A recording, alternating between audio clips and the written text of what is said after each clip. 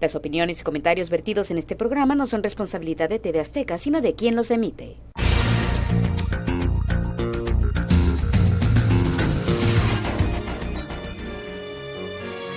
Alcoholismo. ¿Dónde empieza y dónde acaba el problema?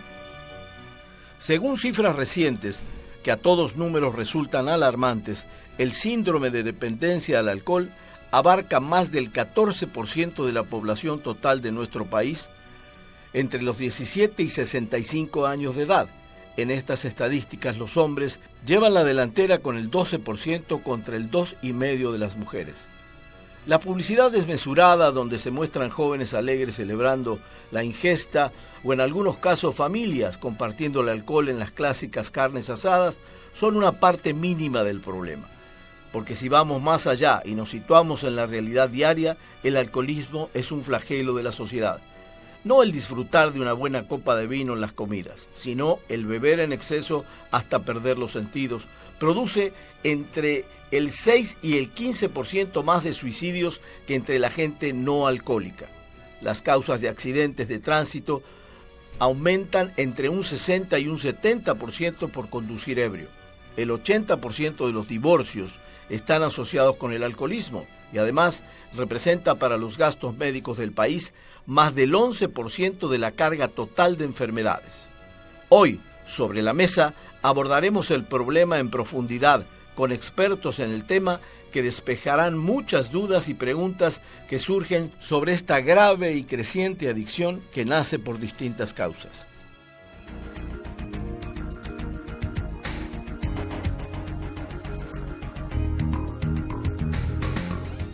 Buenas noches y bienvenidos a un nuevo programa donde pondremos sobre la mesa un tema de interés general. El tema de hoy es un tema delicado con muchas aristas que habrá que analizar con los expertos, pero bueno, sin más preámbulo, presento a mi compañera Anabelia Guzmán, que nos va a presentar ahora sí a los invitados de hoy. Señor Chicone, muy buenas noches. Muchas gracias a nuestro público por acompañarnos. Estaremos analizando el tema alcoholismo, dónde empieza y dónde termina el problema. Y tenemos como invitados a la doctora Marina Hernández y el doctor Rafael Palacios Lazos. Gracias por acompañarnos.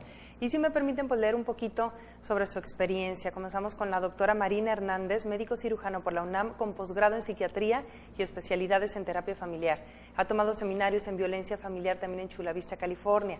Destaca su participación en congresos en distintas partes del país en temas de prevención y detección de conductas suicidas, trastornos de alimentación, tanatología, además el abuso de sustancias nocivas y dependencia a sustancias psicoactivas.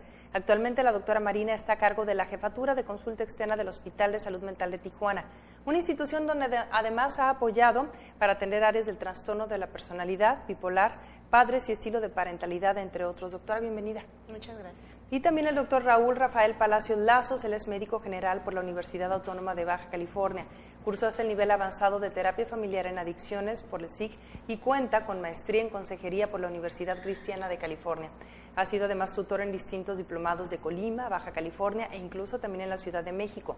Tiene una experiencia de cerca de 2 décadas o poco más de 20 años en el área de adicciones. Ha sido catedrático en materias como desintoxicación y tratamiento de adicciones en maestrías relacionadas a ese campo de distintas universidades de Tijuana. Actualmente el doctor Palacios Lazos es director de la Unidad Soler y responsable sanitario de la Unidad de Tratamiento para Usuarios de Heroína Tijuana de Centros de Integración Juvenil, SIG-AC. Bienvenido, Doc, ¿cómo está? Gracias, muy amable. Gracias por acompañarnos. Pues iniciamos, señor Chicone, si le parece. Empezamos y yo les reitero el agradecimiento a los dos por estar aquí y lanzo la primera pregunta que tiene una reflexión previa, que en el entendido que las razones para que una persona se vuelva alcohólica son de diversas causas, ¿existe una que sea la más recurrente o característica para que una persona se vuelva alcohólica, doctor? Bueno, no se ha encontrado que haya como rasgos de personalidad que puedan indicar estas son las características que una persona pudiera presentar para entrar en consumo de alcohol. Lo que se han encontrado son factores múltiples. Uno de ellos, importantísimo, tiene que ver con el desconocimiento de lo que es beber. Esa es una de las partes principales. Como cultura en México, de pronto pues se antepone el poder permitir, aquí sí entra una parte cultural, que de pronto al hombre se le acepta que entre en este tipo de conductas de riesgo e incluso se le festeja. Y la otra parte tiene que ver con ya algunos, ahora sí, trastornos de la conducta y el comportamiento que pueden estar relacionados con el consumo de alcohol. Muy frecuente se encuentra lo que son los trastornos depresivos, ansiedad, angustia, pero sobre todo hay algo que nosotros tenemos que considerar que se presenta en la vida cotidiana, que es el estrés. Y no tiene que ver con el estrés, porque el estrés, diríamos, tiene una parte positiva. Todo el mundo nos estresamos. Es la manera de enfrentar el estrés y cómo de pronto, al no saberlo manejar, la persona considera que el alcohol le va a ayudar de pronto para relajarse. Claro. Y realmente ahí empieza a encontrar un significado o un simbolismo para poder mantenerse en el consumo de la bebida. Pero parte primordial, la parte netamente de no estar tan claras las normas con respecto a qué es un uso responsable de la bebida, y la otra parte tiene que ver con que no hay tampoco normas claras. De pronto se consideran algunos aspectos como el ser hombre, como el de pronto iniciarlo incluso en etapas tempranas, que aquí es donde está el riesgo para que se mantenga el consumo, iniciar en edades tempranas el consumo de la bebida, considerando que esto le da una masculinidad o una hombría. Por ahí tienen que ver estos muy de nuestra cultura también mexicana, se puede decir. Así es. Completamente. Sí, y un poco explica lo que dicen las estadísticas, que hay mayoría de hombres en el alcohol que en el caso de mujeres. Doctora, ¿qué tanta relación existe entre el alcoholismo y la violencia? La verdad es que están sumamente relacionadas, porque curiosamente, bueno, no es una casualidad que el consumo de alcohol, los factores de riesgo sean similares a los de la violencia, ¿no? Uno de los factores de riesgo también para consumo de alcohol es la violencia, ¿no? Y normalmente en las familias que viven violencia se pueden vivir situaciones estresantes en donde la persona aprende a afrontar, como decía el doctor, esas situaciones estresantes a través del alcohol, ¿no? O es un escape, o una salida, o una manera como de no sentir tan intensamente las situaciones violentas que se pueden vivir.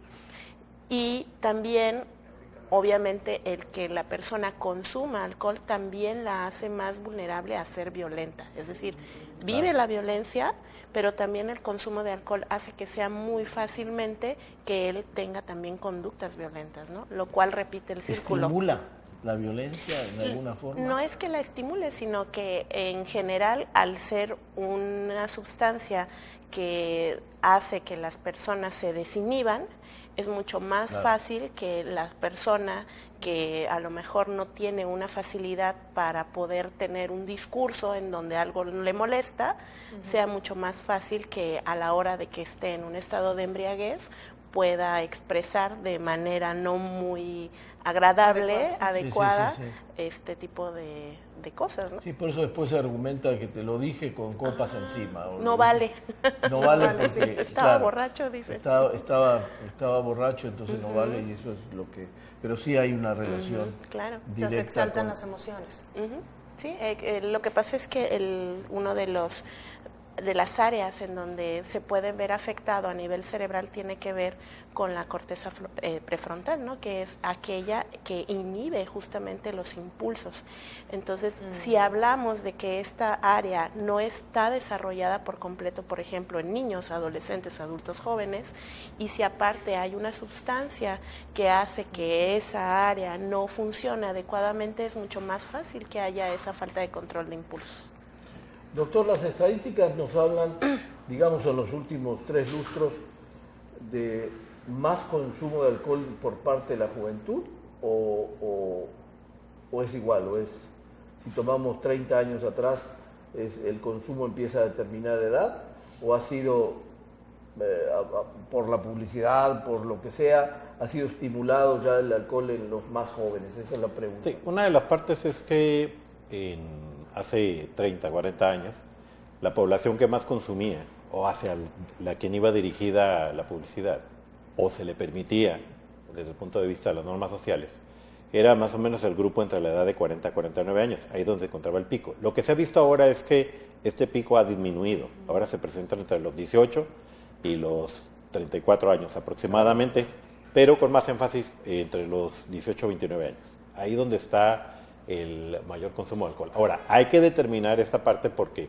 cuando hablamos de consumo de alcohol no estamos hablando de dependencia, no todos los dependientes al alcohol están en esas edades, no, algo que se presenta como problema en México es el consumo esporádico, pero en grandes cantidades. 27 millones en la última encuesta nacional de adicciones de las personas encuestadas reportaron haber bebido más de la cuenta de lo que se considera un consumo responsable, más de 5 copas por ocasión, más de 27 millones. De esos 4 millones, de estos 27, 4 millones reportaron haber consumido en forma excesiva al menos una vez a la semana, como frecuencia. Ahí es donde se considera que están los dependientes al alcohol. Pero la realidad es que sí ha disminuido esta población en cuanto a edad, sí ha disminuido. Ahora son, vamos a decir, más jóvenes los que se meten en el consumo de la sustancia. ¿Qué es lo que tenemos que considerar? Bueno, lo que tenemos que considerar es efectivamente esta parte. ¿Qué vamos a hacer para atender este consumo esporádico y excesivo? Ahora, ¿qué lo da? Bueno, lo que se ha encontrado es que de pronto, hablando de adolescentes, ahora sí, 12, 17 años, pues lo que vemos es que ellos reportan que a donde acuden son lugares que de pronto también tienen oferta, de barra libre, jueves social o viernes social, no sé, algún tipo de estrategias que realmente fomentan el consumo excesivo de alcohol y terminan perdidos los muchachos. Entonces, son, sí, esta parte, no podemos decir, ahora los adolescentes consumen más, aunque las estadísticas sí nos indican eso. Esa es la realidad. La impresión, La otra parte es que no podemos considerar que en la adolescencia haya dependencia de la sustancia. Sin embargo, 1 millón de adolescentes sí mencionan haber consumido más de 5 copas por ocasión cuando llegaron a consumir. Ahí es donde está, vamos a decir, donde se debe dar la atención. ¿Por qué? Porque está relacionado con aquellas decisiones que muchas de las veces realmente están bloqueadas por este efecto tóxico del alcohol y entonces terminan teniendo accidentes automovilísticos. Es lo que le iba a decir. Por la situación del exceso de velocidad, porque no se ponen el cinto. Hay una estadística donde menciona que en forma frecuente el adolescente que bebe decide no ponerse el cinto y bueno, el exceso de velocidad, el cinto, pues genera consecuencias fatales. Doble riesgo. Así es. Entonces, esa es la otra parte que ya está muy estudiada a través de, en México, qué es lo que sucede con los jóvenes y el consumo de alcohol. Y lo que ya mencionaban, las lesiones, muy relacionado al consumo de alcohol, tanto en adolescentes como en personas jóvenes, con lesiones, con homicidios, con suicidios. Pero algo que se ve es que la lesión, entre más fuerte es, curiosamente, el consumo de bebidas alcohólicas es mayor. Entonces, sí hay una relación directa en ese aspecto. A ver, ahora una persona, Doc, que estuvo a punto de morir, que sobrevivió a un trágico accidente causado por el alcohol, se recupera y una vez que se recupera, decide o puede rehabilitarse, o sea, teniendo en cuenta este antecedente de decir, me salvé de morir, ¿ya voy a enderezar mi camino o no es un No factor? necesariamente. Aquí es donde se considera que debe de haber programas desde las áreas de urgencia, de hospitales generales, de personas preparadas para poder hacer algo que se llama consejo médico. Esto es, poder intervenir en ese momento en que ocurrió el hecho para poder llevar a la persona a ser consciente y sensibilizarse que requiere una ayuda. Aquí es donde hacía el parteaguas. Sí. Muchas de las veces nos vamos al usuario que tiene dependencia al alcohol y hacia allá están enfocados la mayor parte de los programas. La realidad es que hay que dar un vuelco y empezar a incidir con programas que puedan intervenir en aquel que tiene un consumo problemático, pero desde el punto de vista de esporádico y excesivo. Y claro, atender al dependiente, pero también atender a esta población. Tan solo hay que recordar, 27 millones de personas que reportan que tuvieron un consumo excesivo. Y bueno, muchas de ellas se relacionaron con alguna lesión o algún homicidio, etc. Pero sí, tiene que ser intervenido. La persona no por sí sola, puede llegar de pronto el hecho a ser tan fuerte para la persona que de pronto probablemente eso lo detiene. No es lo común. No. Claro. No es lo común. No. Por eso los programas como qué bueno que se hace lo del alcoholímetro, Claro. pero debería de ir junto con un programa de... No hay esos Intervención. programas ahorita. Sí los hay, pero no está vinculado, no están Vinculado. asociados, no están relacionados. Yo tenía una pregunta extensa que era cómo, cuándo y desde dónde debe tratarse el problema del alcoholismo. Desde las edades más pequeñas, ¿cómo se puede ayudar desde las edades más pequeñas? Bueno, tiene que haber programas hacia los papás Así es. para que de pronto sepan cómo poder llevar al niño o a la niña a dos cosas fundamentales, autoconocimiento y autocuidado. Desde ahí, no necesita hablarle de alcohol, simplemente necesita decirle quién es, para qué es, cuál es el objetivo que va a tener en la vida y cómo encaminarlo en esas situaciones. Hay que recordar que muchos de los jóvenes entran en el consumo de drogas porque de pronto algo que se llama habilidades sociales no están presentes, autoestima, cómo poder expresar sus emociones, sus sentimientos, cómo poder hablar con respeto hacia los demás, cómo hacerlo con responsabilidad. Hay muchísimas cosas que se pueden hacer previo a de pronto decir, bueno, a lo mejor la bebida es lo que le va a dar el que pueda hablar mejor. No, hay que tener cuidado. Claro, ¿no? Claro. O le va a hacer resaltar su personalidad o desinhibirlo de alguna manera. Exactamente. Desinhibirlo positivamente, y que no es por ahí el asunto. No es por ahí el asunto. Claro. ¿Qué tanto tiene que ver la herencia genética en esto, doctora? Creo que Me ahí, la ganó, señor Chicone. ahí la Perfecto. parte más importante es ver que hay cosas que aprendemos o cosas que heredamos que no siempre van relacionadas con la herencia genética, ¿no? Ok. Muchas veces las conductas que aprendemos de nuestros cuidadores o de nuestros padres tienden a ser repetitivas, ¿no? Si yo aprendo de papá o de mamá que cuando estoy muy estresado y llego a casa y me tomo una botella de vino o de cualquier tipo de alcohol, esa es una manera como de relajarme, ¿no? Y eso se vuelve una manera de ir funcionando a través de la vida, ¿no?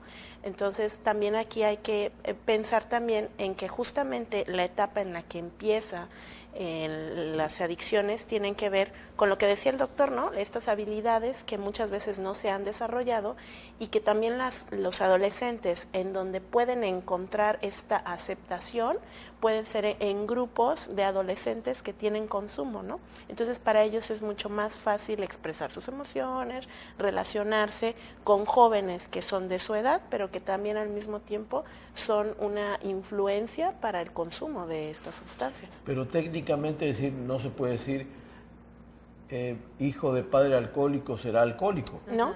No. Que se Porque aprende, ahí, son conductas ahí tienen que aprendidas. ver los factores de riesgo, ¿no? Igual que en muchas otras enfermedades Sí. médicas, si por ejemplo yo tengo padres que son diabéticos y somos 5 de familia, no todos vamos a desarrollar la diabetes. Pero hay un pequeño factor Hay un- de riesgo hay una de vulnerabilidad. vulnerabilidad. Pero no quiere decir que por eso va a desarrollar el alcoholismo o la O sea, dependencia. lo que produce en todo caso es el mal ejemplo, o lo que estamos viendo que no está bien y que lo quiero imitar o que quiero... Tienen que ver El todos ejemplo los que usted factores, ponía, ¿no? Que decir, o el que ponía el doctor, ¿no? Decir, un trago de alcohol me relaja y no es... Me hace sentirme mejor, entonces me hace yo sentir hago lo mejor mismo. y eso es lo que sé. Yo decía al comienzo que también hay una parte mínima, que si se quiere, de la publicidad, aunque hay mucha publicidad con respecto, por ejemplo, al alcohol y la salud. Por ejemplo, que el vino es favorable para la salud. Y en aras de esa etiqueta muchos se han vuelto bebedores de vino, pero Todos queremos estar saludables, Claro. ¿no? Quieren pero estar saludables. insaciables. Entonces dice, bueno, un poco está bien, un poco ayuda a la salud. La pero línea es otro muy poco no. delgada. Lo que sucede es que realmente estos frases que de pronto surgen Sí, sí, sí. en los medios de comunicación o en las redes sociales no necesariamente tienen una base en evidencia científica, hay que ver, ¿verdad? Porque incluso ya hay otros estudios que indican que esto que se dijo de que una copa de vino ayuda para cuestiones cardíacas, ya se dijo, no es cierto esta parte. O sea, ya se quedó como un mito. Creo yo que tiene que ver con algunos aspectos donde tenemos que ver el para qué. Ahí donde yo creo que está el punto. Muchas de las ocasiones el joven o el adulto, no deciden beber, sino en la presión del grupo de amigos Claro. lo Los llevan a orilla tomar eso. una decisión. Y esto se combina quizá con esto que mencionaba, de pronto la dificultad para poder tomar decisiones, que esa es una habilidad social que en familia es donde se tiene que llevar a cabo. Y la otra parte es muchas veces las crisis que se están presentando en las etapas de la vida, tanto en el individuo como en la familia. Si de pronto hay ambientes que pueden generar, no que pueden generar, porque está la toma de decisión del individuo, Claro. sino es muchas de las veces el ambiente, más las dificultades que tiene el individuo para poder Se tener combinan. un buen manejo de emociones, generar un pensamiento que se le llama un pensamiento crítico, para saber qué me puede ocurrir si acepto y qué me puede ocurrir si no acepto. Muchas veces esa dificultad en o esta carencia en estas habilidades hacen que el individuo de pronto diga sí, aunque realmente quiso decir que no. Claro. Pero le digo, es una combinación de factores de ambiente familiar, del individuo y de la misma sociedad. Y claro, están estas otras partes donde de pronto, en el momento actual, alguien lo dice, ya las redes sociales son las imágenes autorizadas a seguir de los jóvenes y no tanto los adultos. Y no tanto los medios, bueno, los Así medios es. hacen su parte, pero yo no desvincularía tanto la parte médica, porque yo he Claro. oído médicos que dicen, te hace nada, es bueno, una copita es bueno, o El leer, tequila para la garganta, por o ejemplo. leer en aclarar la revistas crítica. médicas Claro. o sea, no solamente, o estoy... No, Es sí, una me realidad. refiero, es que viene la parte aquí interesante. Muchas de las veces el profesional de la salud no toma los conocimientos que se están actualizando día con día. Y entonces también son mitos que de pronto se generan. Bébase una copa. Yo me recuerdo una persona que le pregunta a un fumador, oiga, después de tener cáncer, ¿podré fumarme un cigarrito? Sí, fúmeselo. Y dice uno, ¿Cómo? ¿de dónde, Claro. de dónde le Claro. dijo esto, no? Y bueno, aquí lo que sucede es que, volvemos a lo mismo, la persona va con el profesional porque considera que es el experto. Y sí lo es, pero no en todas las áreas. Exacto. Yo creo que cuando se tienen dudas hay que acudir con un profesional del ramo. Para eso de Y- especialidad, Así ¿no? es, exactamente. Para poder ser informado. Y entonces, ¿por qué no? También que vaya con su médico y le diga, oye, me comentaron que no es así como usted me platicó, pero aparte me dieron la referencia para que lo lea. Claro. Digo, es la manera como podemos reeducar a la población, que de eso se trata. Hay que cuidar más el hígado que el placer, ¿no? Definitivamente. El ahorita que cerebro. tocó el hígado, Sí, sí, pues claro. es una parte importante, aunque no podemos dejar de lado el sistema nervioso central, Claro. no podemos dejar de lado otros órganos que Que también también tienen dañan. impacto Afectados. el consumo de alcohol. Eso le iba a preguntar a la doctora, ¿qué tanto afecta a aparte del hígado, que es donde comúnmente nos Así es. vemos, pero también hace poco, y por una desgracia así muy cercana de un amigo, que tuvo un problema... ¿Nivel de tráquea? Sí, ¿O esófago? en el esófago, y fue causado por el alcohol, y decía, pero ¿por qué el esófago, el alcohol? Claro, por lo no había corrosivo. ninguna relación, o no suponíamos que si toda la culpa es al hígado, pero no hablábamos del esófago, por ejemplo, o del sistema nervioso central, como dice el doctor. Me imagino que habrá varios La órganos que OMS, se perjudican. la OMS reporta que el consumo de alcohol está relacionado con más de 290 enfermedades. Entonces, Casi 300 enfermedades. así es, casi 300 enfermedades, y la mayor parte de la gente relaciona el consumo de alcohol con daño en el hígado. Pero no vemos ahora sí que el impacto que puede tener en cualquier otro órgano, como puede ser el mismo cerebro, ¿no? Muchas ¿Cómo veces afecta ahí el cerebro, por ejemplo? ahí, por ejemplo, uno de los problemas que se tiene es que normalmente en el caso de tanto de dependencia como de un consumo nocivo de alcohol, es el daño que puede hacer a nivel neuronal, ¿no? En ese aspecto, si el uso es crónico, la Sí. mayor parte de las personas que tienen un consumo crónico van a desarrollar problemas de ansiedad, problemas de depresión y algunos otros trastornos que están relacionados con el consumo, porque se empieza en etapas muy tempranas en donde el cerebro no se ha terminado de desarrollar, y el consumo de cualquier sustancia va a alterar no solo la arquitectura, sino también la funcionalidad a nivel cerebral. Entonces, todas estas sustancias que están relacionadas con dopamina, serotonina, noradrenalina van a tener una alteración y ya no van a tener el mismo funcionamiento ni el mismo efecto, ¿no? Entonces, obviamente, a lo largo de la dependencia, pues va a dar una secuela importante. Esto estamos hablando de años de consumo para que ocurra todas esas afectaciones. No hay diferencia, doctora, entre lo que dicen bebidas fuertes de alta graduación alcohólica También. o bebidas de baja graduación alcohólica. Me imagino que hay diferencias en cuanto a... Tiene que ver con la cantidad, no únicamente con la concentración. Tiene que ver con la cantidad que el individuo beba y qué tan frecuente Así lo hace. es. Ahí es donde está la parte principal. Pero también tiene que ver, hay que recordar, México reporta el 40% de las bebidas que se consumen en México no son las consideradas que se están viendo como aquellas que están autorizadas para su consumo. Esto es, también hay una venta clandestina de alcohol, claro. que de pronto es alcohol adulterado. Entonces, ahí sí no vamos a saber qué tanta ¿no? cantidad. Sí depende mucho de la concentración. Hay que recordar que la cerveza tiene menos concentración de alcohol, pero no por eso deja de ser dañino. Ojo con eso. Y claro, las bebidas destiladas tienen una mayor concentración y todavía hay otras que, bueno, se les hace todavía una manipulación para que sean más concentradas. Hay unas que llegan hasta 34 grados, por ejemplo, de alcohol. Pero va a depender también, si se lo toma en una ocasión y no vuelve a beber, pues quizá no pase nada, no más que lo que pasó en el momento, Claro. que no se acordó dónde despertó y de pronto está en la playa desnudo. Claro, ejemplo, que no deja de ser riesgoso, ¿no? Sí, por supuesto. Pero si no sigue bebiendo, tuvo un impacto muy fuerte, ahí sí, a lo que es el hígado, porque el hígado es quien metaboliza y degrada todo. Pero no va a desarrollar algún otro trastorno. Pero si ya lo hace más frecuente, alguien en una ocasión preguntaba, oiga, pero si en Europa el consumo por individuo es mayor que en México, ¿no les pasa nada? No, sí les pasa. Sí les pasa. Porque ellos quizás se beben una copa con el desayuno, con la comida y con la cena. A la larga, si ellos dejan de consumir en forma abrupta, pueden llegar a presentar una alucinación alcohólica, un tremor, sí lo pueden llegar a presentar. Pero la otra parte es que si revisáramos el cuerpo de estos individuos, sí hay un impacto. Nada más que, pues, aparentemente no lo muestra. Si le parece, señor Chicone, hacemos una pausa. ¿Cómo no? Claro. Muy bien, estamos platicando sobre el tema alcoholismo. ¿Dónde empieza y dónde termina el problema? Está usted en Sobre la Mesa. Ya volvemos.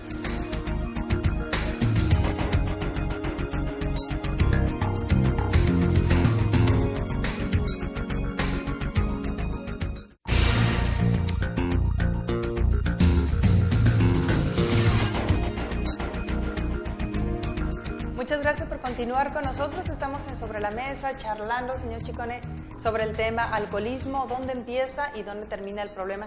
Pues continuamos con más en esta media hora que nos queda. Sí, bueno, el doctor fuera de cámara recién platicado, o que empezamos a platicar sobre la institución que representa, qué es, cuál es la tarea que hacen. Bueno, Centros de Integración Juvenil es una asociación civil, es una institución sin fines de lucro, que se dedica a la prevención, tratamiento, investigación e información de recursos humanos para atender el consumo de alcohol, tabaco y drogas ilegales. Ya con cerca de 50 años a nivel nacional, aquí en Tijuana ya con alrededor de 30 años trabajando, y todo el enfoque, el equipo es profesional. Esto es médico psiquiatra, médico general, psicólogos, trabajador social, enfermero, y bueno, ahora sí con un sinnúmero de personas voluntarias que se pueden acercar a la institución para ser capacitadas para multiplicar alguna acción, tanto en prevención como en tratamiento. Tenemos programas tanto para el que quiere dejar de fumar, para el que quiere dejar de beber, no únicamente para el dependiente al alcohol, sino también tenemos un programa que es tratamiento para el bebedor problema.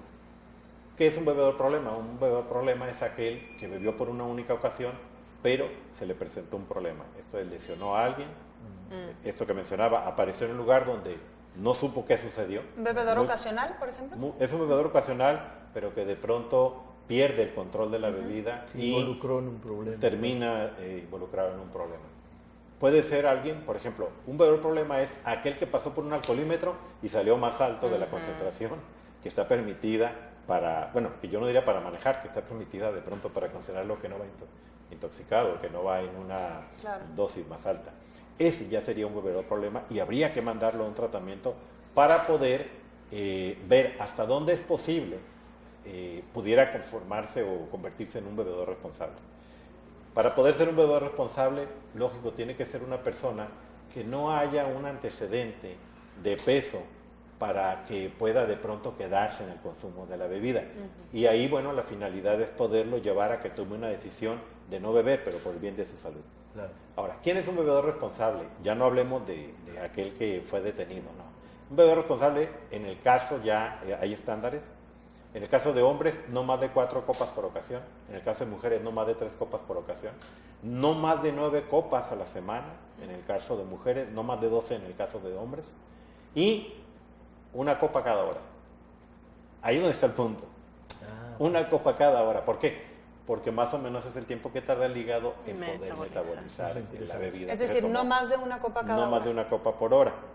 Y siempre acompañado de alguna comida o acompañado de agua, para poder detener el proceso del consumo. Ese es un bebedor responsable realmente. Es aquella persona que no pierde los estribos, no genera ningún problema. Puede ser alguien, y voy a esta parte, Sí.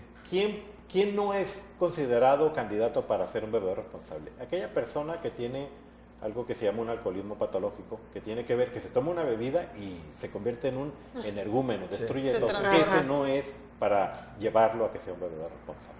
Definitivamente no. No se puede. Alguien que tiene un trastorno depresivo y que de pronto ha encontrado en la bebida como una alternativa no saludable, no es un candidato para ser un bebedor responsable. ¿Quién tiene que hacer la evaluación?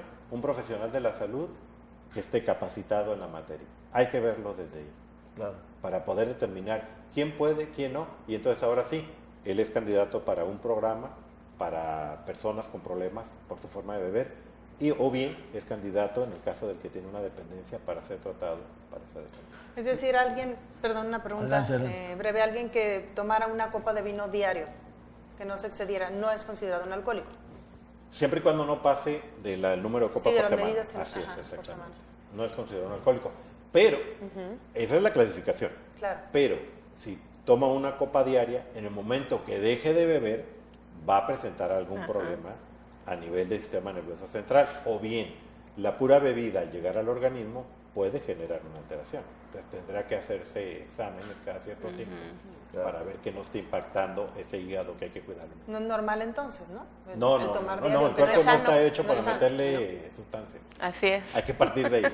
El cuerpo Buen no punto. fue hecho para meterle sustancias. Ni El rompope. cuerpo trabaja solito. Ni rompope tampoco. Ni rompe.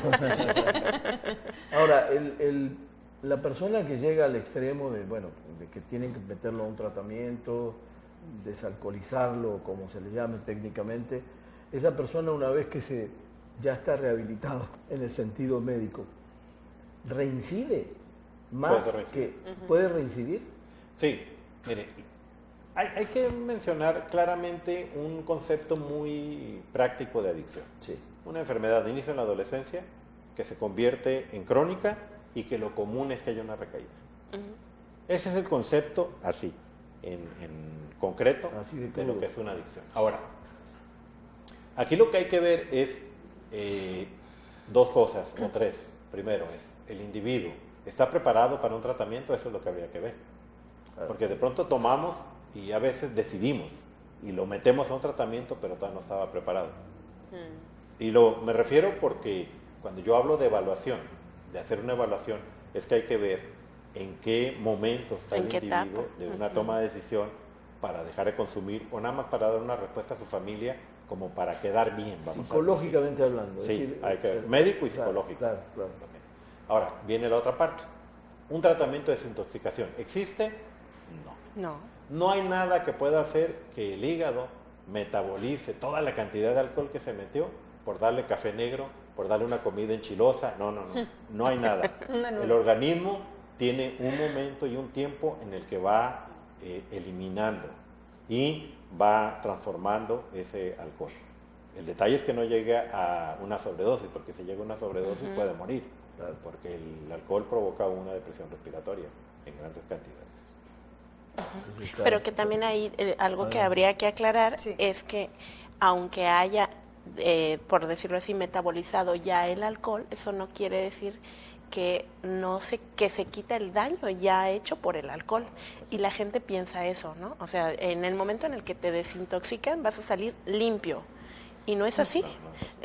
Los daños que ya hace el alcohol o cualquier otra sustancia son permanentes, Es irreversible ya. son O sea irreversibles. que la curación de la cruda no es una realidad, No. Es un mito. paliativo. Es un paliativo Así momentáneo es. que hace que nunca entendí eso, perdón, pero que la cosa picosa haga que el alcohol... Las abuelitas dicen, es que así suda y así Sudas y eliminas las ajá, sí toxinas. eliminas las Claro, toxinas. ese es un mito realmente, no, eso es importante aclararlo porque la mayoría, hasta los chavos les enseñan eso de curarse la cruda y sí se me hace Sí, un error y los puestos terrible. de tacos de birria también no les va Claro, muy bien, no ¿no? les va bien. Exacto. Por otro Sí, mito. hay que ver que el alcohol se elimina en poca cantidad por sudor, Ajá. en poca cantidad por aliento y en poca cantidad por orina. Hay que verlo desde ahí. ¿Por qué? Porque el hígado lo está transformando en otros productos, pero el hígado no trabaja en base a lo que yo le ingreso, es lo que va a trabajar, que tiene su ritmo. Entonces ahí hay que tener cuidado. Hay algo más, en el caso de, digo, porque se da en esto de los, se me olvida el nombre, pero estos, donde de pronto se da una fiesta en grande, como son los Spring Break, por ejemplo. O sea, la gente de pronto hasta compite, ¿no? Por beber, a ver Sí. quién se toma una Sí, jarra, es verdad. etcétera, Más etcétera. shots de Entonces tequila. hay que y tener todo. cuidado porque llega el momento en que si no hay alimento, se absorbe más. Pero también llega el momento en que si hay una gran cantidad en el estómago de alcohol, el estómago se cierra. Tiene dos válvulas, una del esófago al estómago, otra del estómago al intestino, se cierra. Y entonces sigue absorbiendo. Por eso es que de pronto vemos que caen.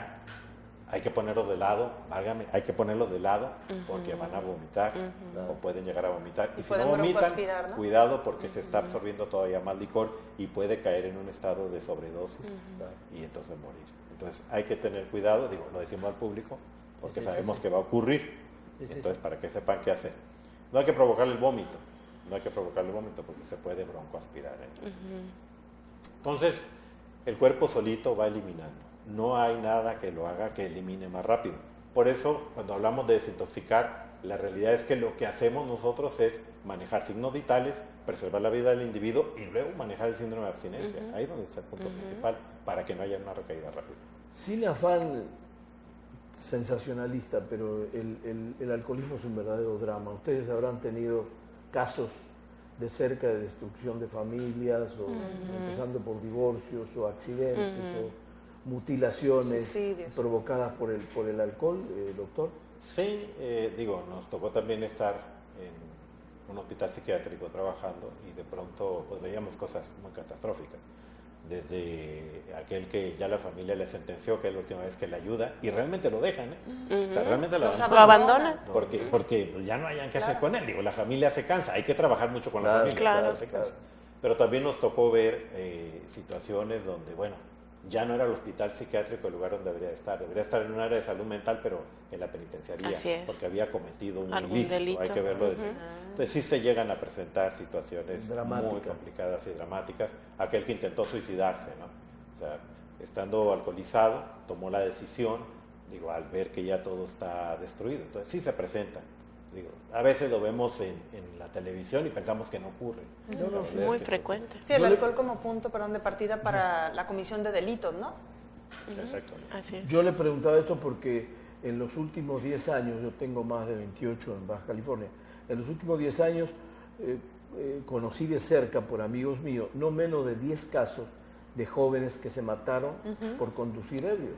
Claro. Y jóvenes absolutamente estudiosos, responsables, pero que el alcohol o los perdió esa noche Les ganaba. o por imitar al amigo, terminar, y fueron verdaderos dramas familiares y fueron borracheras que llevaron Sí. a esa conclusión. Entonces, Y en ese sentido hay una estadística. 15% de las muertes donde se ve involucrado alcohol es de jóvenes, Así es. de adolescentes. El 15%. 15%. 15% que De son las adolescentes. muertes en accidentes relacionadas con alcohol Ajá. son en adolescentes. ¿En qué edades? Estamos hablando de 15, 17 años. por ahí. o sea, que no podían tomar bien alcohol, jovencitos. para la ley no podían tomar alcohol, digamos. Así es, ¿no? O sea, Es ilegal. Qué bueno que tocó este punto. Aquí hay una parte importante. Es importantísimo para los padres de familia. De los 17 años hacia abajo es cero tolerancia. Así es. Cero. O sea, de pronto dicen, doctor, ¿y qué podemos hacer? ¿Qué programa hay para poder prevenir el consumo de drogas en nuestros hijos? Lo La primero familia. es, el alcohol no está autorizado, se considera legal para mayores de edad, no para menores de edad. Así es. Hay que verlo desde ahí. Por lo que mencionaba la doctora, una vez su cerebro no está desarrollado, va a tener un impacto, pero lo otro es esta otra parte. Esto de su relación con accidentes, con lesiones, con homicidios y con suicidios. Ya hay una estadística en relación a suicidios con adolescentes que aumenta el porcentaje cuando está presente el consumo de alcohol. Esos son los daños colaterales, ¿no? Que finalmente no siempre se habla de cuáles son los daños que por beber va a tener no solo el individuo, sino la sociedad. Si hablamos, por ejemplo, de estas personas que tienen un accidente, no solamente ellos tienen una lesión, sino le causan lesión a otras personas, ¿no? Que muchas veces ni siquiera Al están entorno relacionados, familiar, claro. ¿no? Y simplemente, ¿no? O sea, si yo choco con alguien que viene ebrio, pues me va a causar un daño a mí, aunque no esté directamente relacionado, el daño que va a tener un impacto en la sociedad. Claro, y ese es otro mito que en ocasiones dicen, y el que venía manejando, que venía alcoholizado, no le pasó nada, es que el alcohol lo hizo resistente, ¿no? Que se escucha por ahí No, esa no, eso es creencia terrible, claro, errónea, eso sí. Entonces, digo, eso no tiene fundamento, desde luego. Definitivamente no. Estamos hablando también de embarazos no deseados, de obviamente la comorbilidad que tiene con el uso de otras sustancias, ¿no? Y obviamente Es decir, perdón, es mucho común más que empiecen vulnerable. primero a tomar y después caigan en las drogas. ¿Hay una El relación alcohol estrecha? es una droga, por sí sola es una droga. Y obviamente la facilidad que se tiene para experimentar con otras sustancias, pues sí, o sea, está mucho más... Es un disparador es de un- otras, así es. de invitar a Catalizador. probar otras cosas ya alcoholizados los jóvenes o la gente.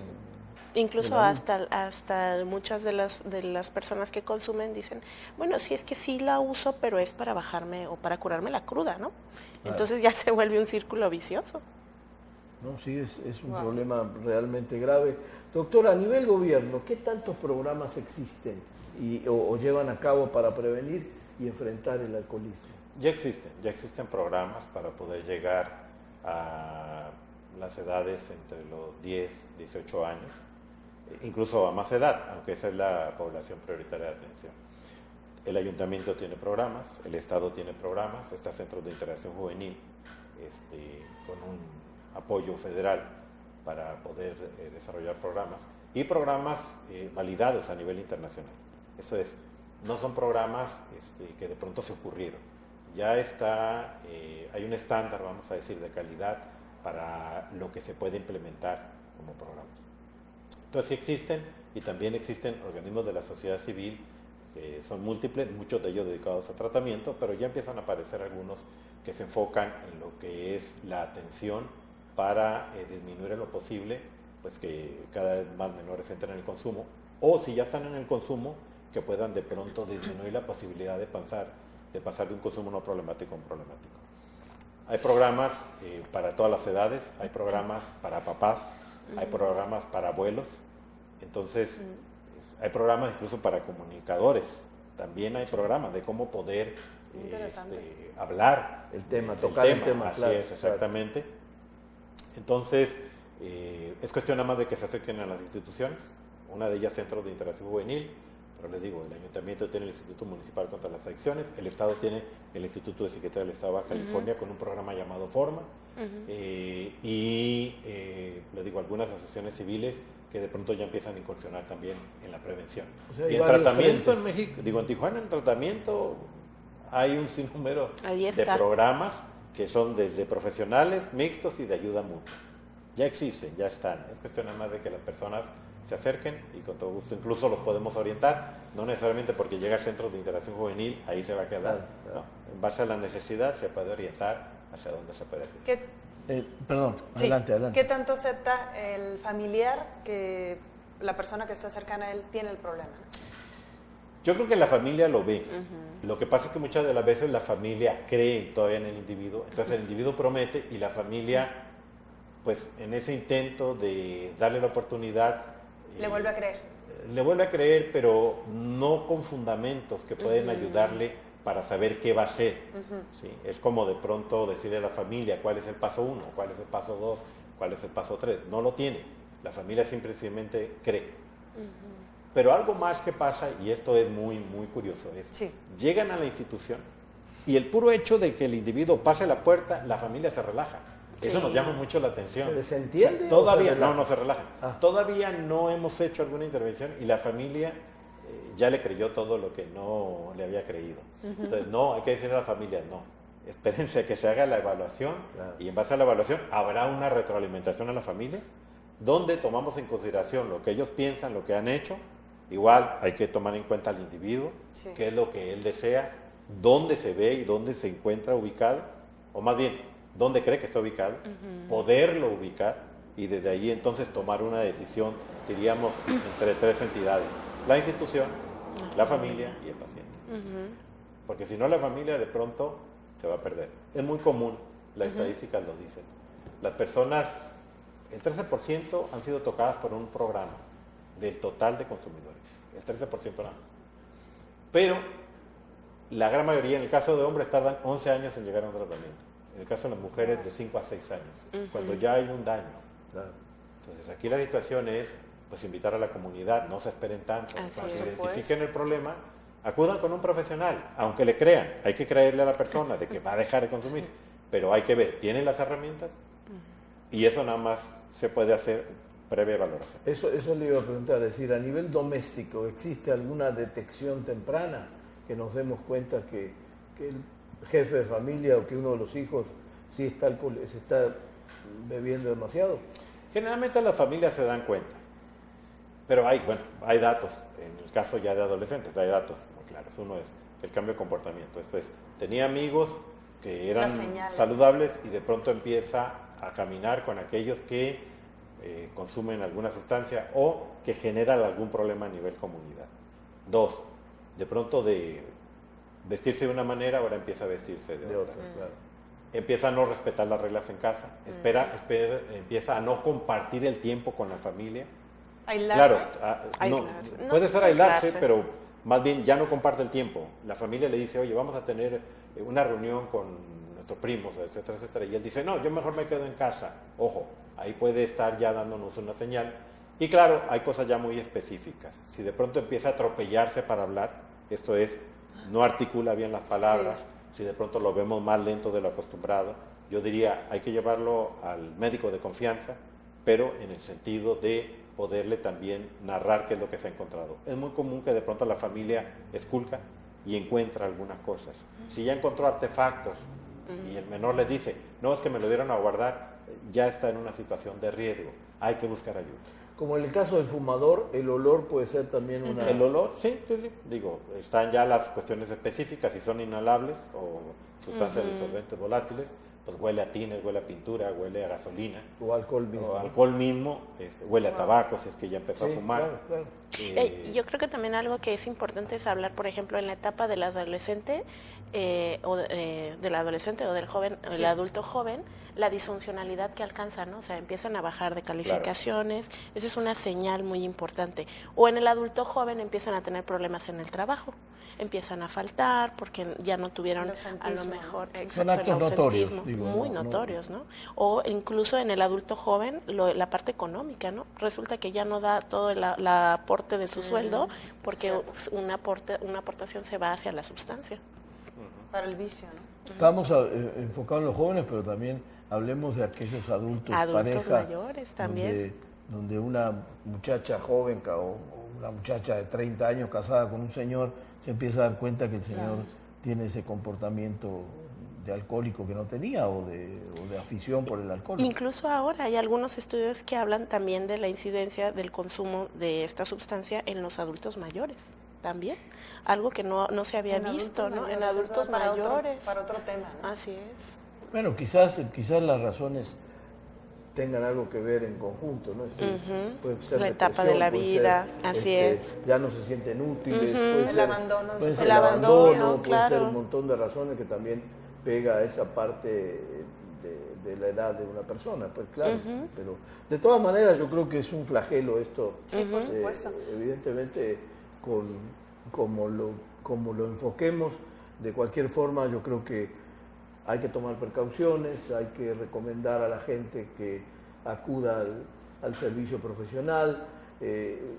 Ustedes saben que últimamente cualquier cosa la gente la consulta en el internet, Sí. ¿no? Y de repente puede ser muy bueno en la inmediatez, puede ser muy malo en la profundidad. Así es. Y a lo mejor nos están dando datos muy superficiales y de repente tomamos medidas que no debemos. Así que la recomendación me parece, y lo voy a dejar a ustedes que en esa parte, que sí acudan a un profesional ante el primer síntoma que sientan de un Claro. familiar, ¿no? En este caso. Y ya hay en internet, aprovechando lo de las redes sociales, Claro. por ejemplo, Centros de Interacción Juvenil tiene un programa que se llama CJ Contigo o Telcig. La persona puede ya sea mandar un correo electrónico con todas sus dudas que tenga, puede incluso a través del chat comunicarse con un profesional de la salud y preguntar todas sus inquietudes que tenga. Pero también existen ya páginas donde la persona puede hacer un test con respecto a su forma de beber. Digo, Consejo Nacional contra las Adicciones lo tiene. Sí. No sé si el Instituto de Psiquiatría del Estado de Baja California, pero me parece que por ahí tiene también algunos materiales. O tan solo ingresa y dice, le pone norma oficial mexicana 028, que es la que realmente regula los programas de prevención y tratamiento a nivel México, y en un anexo, al último del cuadernillo, viene un test para el que consume alcohol, tabaco o drogas ilegales. Claro, el tabaco y drogas ilegales, en cuanto contesta sí consumo, ya con eso Claro, requiere claro. tratamiento. Claro. Pero en el caso de alcohol lo lleva incluso a poder determinar qué problema puede Lo tener guía. con su forma de beber. Así es. Es interesante. Y lo guía también, ahí sí, porque se mete a la página del Consejo Nacional contra las Adicciones, lo guía a dónde puede acudir. Sí, pero al final el camino es ese. El camino es Es ese. decir, Así es. acudir a un profesional. Sí, por supuesto. En este caso, doctora, usted piensa lo mismo, ¿no? En este caso Sí, es- definitivamente el que la gente se pueda acercar a un profesional en el área es ya representa un cambio, ¿no? El que tú puedas tener una información veraz hace que tú puedas tener acciones mucho más efectivas para poder ayudar a tu familiar o ayudarte a ti mismo, ¿no? Y por supuesto desde casa también, señor Claro. Ciccone, y los médicos lo deben de saber, ¿no? Hay que reforzar esa comunicación con los hijos, sobre todo en aquellas edades peligrosas en las que pues por malas influencias no vayan a caer en las garras del alcohol. Pues ya nos vamos. Sí, hay que hablar más sobre el tema, yo creo, ¿no? Porque todavía hay mucho tabú en este Así tema es. que espanta a muchos, pero no lo ponen ahora sí que sobre la mesa como debemos, De como abordarlo. estamos acostumbrados a abordarlo. No cerrando los ojos a esta realidad. Muy bien, pues muchas gracias al doctor Rafael Palacios y a la doctora Marina Hernández. Gracias Muchas por gracias. acompañarnos y pues ahí está el mensaje, señor Ciccone. Muchísimas gracias. Gracias por la invitación. Gracias. Ha sido muy bien. Muchas gracias, eso fue Sobre la Mesa. Gracias por haber estado con nosotros. Soy Ana Belia Guzmán. Hasta la próxima.